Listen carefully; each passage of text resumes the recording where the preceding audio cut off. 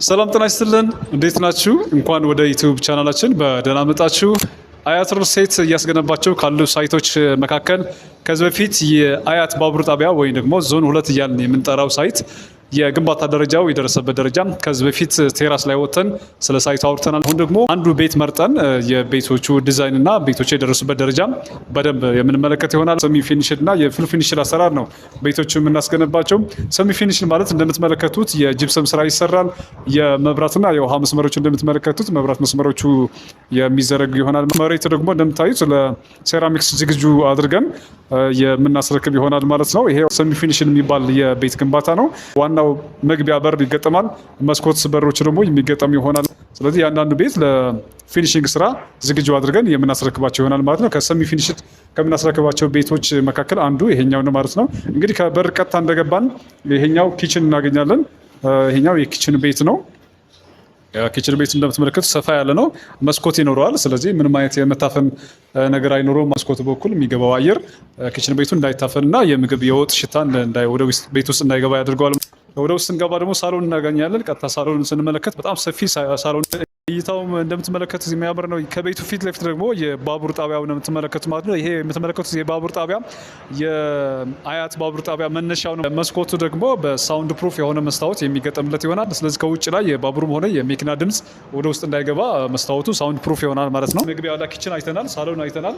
አሁን ደግሞ ወደ መኝታ ቤቶች እንገባለን። ከመኝታ ቤቶች ፊት ለፊት መጀመሪያ ግን የሰራተኛ ክፍል እናገኛለን። ይሄ የሰራተኛ ክፍል ከነመታጠቢያው ነው። የሰራተኛ ክፍል ደግሞ የራሷ የሆነ መታጠቢያና ሽንት ቤት ይኖራታል ማለት ነው። የልጆች መኝታ ከሶስት መኝታ ቤቶች መካከል አንዱ የልጆች መኝታ ቤት ነው ማለት ነው። ይህም እንደዚሁ ፊት ለፊት የተሰራ መስኮት ይኖረዋል። ከአንዱ የልጆች መኝታ ቤት ስንወጣ ደግሞ ኮመን ባዝሩም እናገኛለን ማለት ነው። ኮመን ባዝሩም ለሁለቱም የልጆች መኝታ ቤት በጋራ የሚገለገሉበት ባዝሩም ይሆናል ማለት ነው። ሻወርና ሽንት ቤት ይይዛል። ይሄኛው ደግሞ ሁለተኛው የልጆች መኝታ ቤት ነው። እንደምታዩት የልጆች መኝታ ቤቱም እንደዚሁ መስኮት ይኖረዋል። ከሁለቱም ልጆች መኝታ ቤት የራሳቸው የሆነ መታጠቢያ ይኖራቸዋል ማለት ነው። ከነሱ ፊት ለፊት ደግሞ ዋናው ማስተር ቤድሩም እናገኛለን። ማስተር ቤድሩም እንደምታዩት በጣም ስፋት አለው። የራሱ የሆነ መጸዳጃ እና ባዝሩም ይኖረዋል ማለት ነው። ይህ የምትመለከቱት የማስተር ቤድሩም ባዝሩም ነው። ማስተር ቤድሩም በኩል ደግሞ የራሱ የሆነ ባልከኒ ይኖረዋል።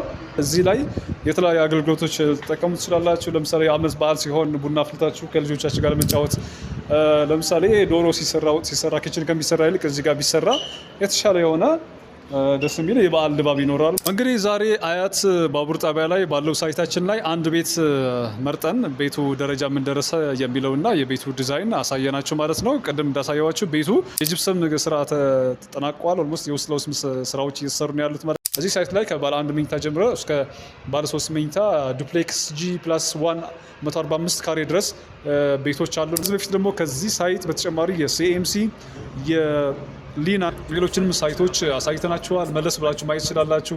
ሱቅ መግዛት ለምትፈልግ ደግሞ ሲኤምሲ ላይ ምን አይነት ሱቆች አሉ፣ አሁን የደረሱበት ደረጃ ምን ይመስላል የሚለው ደግሞ መለስ ብላችሁ ማየት ትችላላችሁ ማለት ነው።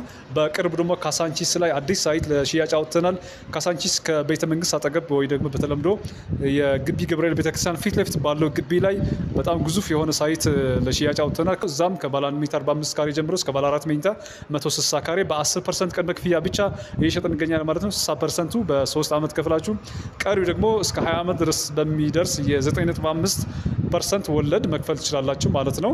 እንግዲህ ይሄ ሳይቱ ዛሬ ያሳየናችሁ፣ በቀጣይነት ደግሞ ሌሎችንም ሳይቶች የምናስጎበኛቸው ይሆናል። ተከታተላችሁን እናመሰግናለን። በሌላ ፕሮግራም እስክንገናኝ ድረስ መልካም ጊዜ ይሁንላችሁ።